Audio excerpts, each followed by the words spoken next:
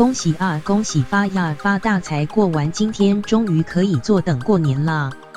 今年爽放9天连假，返乡的返乡，耍废的耍废，追剧的追剧，时间排得比上班还密集，这就是人生啊！不过走春走到脚断，红包领到手软，有钱没处花要去哪？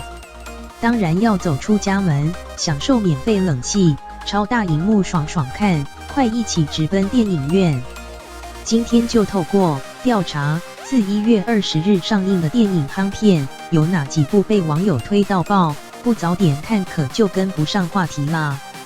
上映日期：2019年2月1日，作为排行榜上唯一一部韩国电影。此次飙风特警队的主演在台湾都很有知名度，孔晓振、柳俊烈、曹正是各个实力派演员，三人上演警匪追逐战。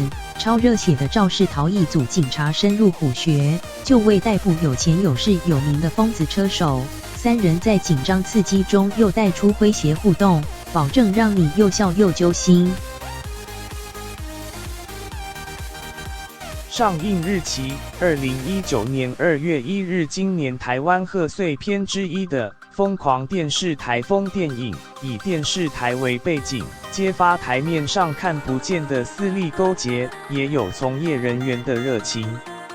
此片齐聚众多大咖，颇有和另一档贺岁片尬一下的意味，且拍出过去台湾辉煌的演艺时代，百战百胜。康熙来了、全民大闷锅，通通经典重现，难怪不少试片会后被狂赞，绝对是今年最引人共鸣的贺岁片。上映日期：2019年1月25日，由蜘蛛女艾玛史东、瑞秋怀兹携手主演的《争宠》，以18世纪国家历史传记为主轴，剧情有黑色幽默中又带惊悚，看大咖飙戏超过瘾。而这部片不止烂番茄拿到8.5分外，更是一次入围金像奖9项大奖，夺奖成绩备受期待。上映日期：2019年2月5日。金马影帝阮经天、武打影星成龙、空灵星演员钟楚曦一起降妖除魔啦。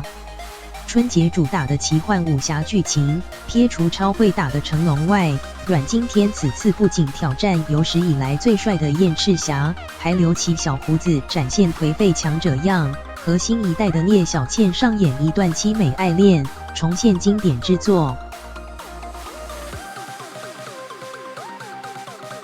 上映日期：2019年2月1日。说到过年，怎么能少得了打麻将？片名直接就给你大3元，这是20多年来台湾首次以麻将为主题的贺岁电影。有什么问题我们麻将解决。